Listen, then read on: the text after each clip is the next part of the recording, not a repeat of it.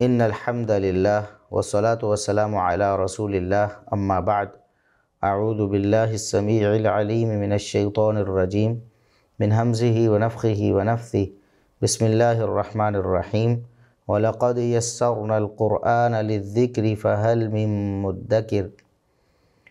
ناظرین محترم، اصلاح میڈیا کے پلیٹ فارم سے میں بندہ ناچیز حافظ ابو یحییٰ آپ کے لیے ایک نئی سیریز لے کر حاضر ہوا ہوں، جس کا نام ہم نے علوم القرآن رکھا ہے۔ یہ سیریز دراصل قرآن کریم کو آپ لوگوں کے ذہنوں کے قریب کرنے کے لیے ہے۔ قرآن کریم اللہ رب العزت کا ابدی کلام ہے، تا قیامت لوگوں کی ہدایت کے لیے اللہ رب العزت نے اس کلام کو نازل فرمایا ہے، لہٰذا اس کا پڑھنا، اس کا سمجھنا، اس کا سیکھنا ہر مسلمان کے لیے ضروری ہے۔ تو ہم اس سیریز میں کوشش کریں گے کہ ایسے بہتر انداز میں اور ایسے آسان انداز میں قرآن کریم کو آپ کے سامنے پیش کیا جائے کہ آپ کے لیے سمجھنا اور اس پر عمل کرنا آسان ہو جائے۔ یہ ہماری جو سیریز ہے، اس کی کچھ بنیادی اور نمایاں خصوصیات ہیں جو اس کو دیگر جو تفسیری مواد آپ کو یوٹیوب وغیرہ پہ ملتا ہے اس سے ممتاز کریں گی۔ تو وہ خوبیاں میں آپ کے سامنے اختصار کے ساتھ رکھ دیتا ہوں۔ پہلے نمبر پر تو عربی لغت و قواعد کے مطابق سلیس اردو ترجمہ آپ کے سامنے پیش کیا جائے گا۔ ترجمہ آسان فہم ہوگا، ہماری روزمرہ بولی جانے والی زبان میں ہوگا، لیکن اس کے ساتھ ساتھ وہ عربی لغت اور قواعد کے مطابق ہوگا۔ ایسا نہیں ہوگا کہ آسان کرنے کے لیے ہم عربی لغت اور اس کے قواعد کو پس پشت ڈال دیں۔ دوسری بات جو نمایاں خوبی اس میں ہوگی وہ مختصر اور جامع تفسیر اور تفہیم ہوگی۔ اختصار سے کام بھی لیا جائے گا مگر اس میں جامعیت بھی موجود ہوگی، طوالت نہیں ہوگی، لیکن اس کا یہ مطلب نہیں ہے کہ قرآن کریم کے رموز اور قرآن کریم کے جو پیغامات ہیں وہ آپ سے مخفی رہ جائیں۔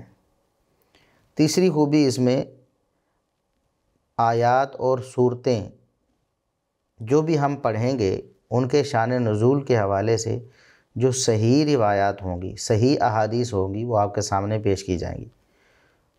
آپ لوگوں میں سے اکثر کو معلوم ہوگا کہ شان نزول کسے کہتے ہیں، یعنی کوئی صورت یا کوئی آیت کسی خاص موقع پر نازل ہوئی، کسی خاص سوال کے جواب میں یا کسی خاص واقعے کے تناظر میں، اسے شان نزول کہتے ہیں۔ وہ صورتوں کا بھی ہو سکتا ہے اور بعض آیات کا بھی ہو سکتا ہے کہ یہ آیت اس موقع پر نازل ہوئی۔ تو ہم اس حوالے سے یہ التزام کریں گے کہ صحیح احادیث کی روشنی میں شان نزول بیان کیا جائے۔ عموماً بعض تفاسیر میں آپ کو ایسی منکر اور ضعیف اور بلکہ موضوع درجے کی روایات ملتی ہیں جو مختلف آیات یا صورتوں کا شان نزول بیان کرتی ہیں۔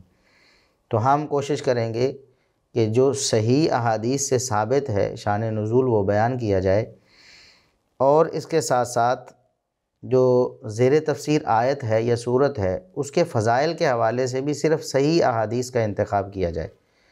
جو بھی صورت ہم پڑھیں گے اس کی اگر کوئی فضیلت صحیح حدیث کی روشنی میں موجود ہے تو انشاءاللہ آپ کے سامنے پیش کی جائے گی، اور اسی طرح دیگر آیات جو ہم پڑھ رہے ہوں گے کسی صورت میں، ان آیات کی کوئی خاص فضیلت ہوگی تو انشاءاللہ وہ بھی آپ کے سامنے صحیح حدیث کی روشنی میں پیش کی جائے گی۔ اور اس کے ساتھ ساتھ پانچویں خوبی یہ ہوگی کہ شان نزول اور فضائل آیات وغیرہ میں جو رائج منکر اور ضعیف اور موضوع روایات ہیں ان کی نشاندہی کرنے کی کوشش کی جائے گی۔ بہت سی ایسی روایات ہیں جو کسی آیت یا صورت کے شان نزول کے بارے میں ہیں یا کسی آیت یا صورت کی فضیلت کے بارے میں ہیں، اور وہ زبان زد عام ہیں، لوگوں میں رائج ہو چکی ہیں اور لوگ اس کو یقین کی حد تک صحیح سمجھ چکے ہوتے ہیں، تو ان کی نشاندہی بھی ضروری ہے۔ ہم اپنی اس سیریز میں انشاءاللہ ان روایات کی نشاندہی بھی کریں گے جو اس حوالے سے مشہور ہو چکی ہیں لیکن وہ ثابت نہیں ہیں۔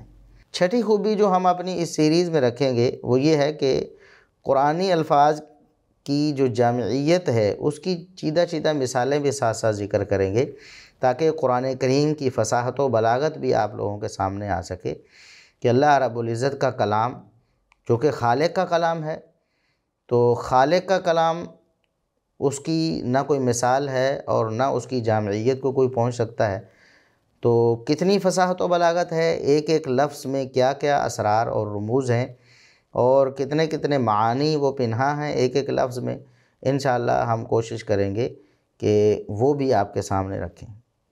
اسی طرح نمبر 7، ملحدین اور منکرین کے جو غیر عقلی اور غیر منطقی اعتراضات ہیں قرآن کریم پر یا اسلام پر یا پیغمبر اسلام صلی اللہ علیہ وسلم پر یا وجود باری تعالیٰ پر، تو ہم انشاءاللہ قرآن کریم کی براہین کے ذریعے ہی ان کے جوابات ریکارڈ کروائیں گے۔ اسی طرح قرآنی آیات سے منکرین حدیث کے شبہات کا ازالہ بھی کریں گے، کیونکہ کچھ لوگ ایسے ہیں جو کہتے ہیں کہ ہمیں قرآن ہی کافی ہے، اور اس وجہ سے وہ رسول اللہ صلی اللہ علیہ وسلم کی احادیث کا اور آپ کی سیرت کا اور آپ کی سنت کا انکار کرتے ہیں۔ تو ان لوگوں کا رد بھی قرآن کریم کی آیات سے کیا جائے گا کہ قرآن کریم خود بول بول کر بتاتا ہے کہ رسول اللہ صلی اللہ علیہ وسلم کی احادیث بھی دین اور شریعت ہیں۔ نمبر 9، آیات کی مناسبت سے روافض، خوارج، معتزلہ، اشاعرہ اور دیگر جو ہمارے ماحول معاشرے میں اور دنیا میں گمراہ فرق ہیں جو لوگوں کو گمراہ کر رہے ہیں، تو جیسے جیسے جو آیت اس حوالے سے آئے گی ہم انشاءاللہ وضاحت کریں گے کہ اللہ رب العزت نے قرآن کریم میں ان گمراہ کن عقائد اور افکار کے حاملین کا کیسے رد کیا ہے۔ اس کے ساتھ ساتھ 10ویں خوبی جو ہماری اس سیریز میں ہوگی وہ یہ ہے کہ ملک و ملت کے لیے مفید افراد تیار کرنے کی خاطر قرآن کریم کی روشنی میں اصلاح معاشرہ پر زور دیا جائے گا۔ ہمارے معاشرے میں بہت ساری خرابیاں، بلکہ یوں کہیں کہ ہمارا معاشرہ ہی خراب ہو چکا ہے۔ دور جاہلیت کی جو مثالیں ہیں وہ ہمارے سامنے موجود ہیں۔ آج دور جاہلیت کا کوئی گناہ، کوئی جرم ایسا نہیں جو ہمارے اس معاشرے میں موجود نہ ہو۔ مسلم معاشرے میں بھی اور باقی دنیا میں بھی عموماً بہت زیادہ ہی خرابی آ گئی ہے، بہت زیادہ جرائم ہیں، بہت زیادہ فساد ہے۔ تو ہم انشاءاللہ قرآن کریم کی تفسیر کے ذریعے ان جرائم کے خلاف لوگوں کی ذہن سازی کریں گے اور ایسے افراد تیار کریں گے کہ قرآن کریم جن افراد کو تیار کرنا چاہتا ہے، جو اللہ رب العزت کے محبوب بندے ہیں، جو عباد اللہ ہیں، جن کی تعریف اللہ رب العزت قرآن میں کرتا ہے۔ یہ 10 خوبیاں جو میں نے آپ کے سامنے عرض کی ہیں، انشاءاللہ ہم پوری سیریز میں ان 10 خوبیوں کا التزام کریں گے۔ پوری سیریز میں، پوری تفسیر میں انشاءاللہ ان 10 خوبیوں اور خصوصیات کو لے کر چلیں گے، تاکہ قرآن کریم زیادہ سے زیادہ لوگوں کو اپیل کر سکے، لوگ قرآن کریم کو سمجھ سکیں اور اس پیغام ہدایت پر عمل کر سکیں۔ تو میں اسی پر اپنی اس تعارفی ویڈیو کا اختتام کرتا ہوں۔ انشاءاللہ جلد ہم آپ کے سامنے قرآن کریم کی تفسیر کا آغاز لے کر حاضر ہوں گے۔ سورۃ الفاتحہ سے انشاءاللہ جلد ہی تفسیری سیریز کا آغاز ہو جائے گا۔ میں انہی باتوں پر اکتفا کروں گا اور آپ سے اجازت چاہوں گا۔ اللہ حافظ۔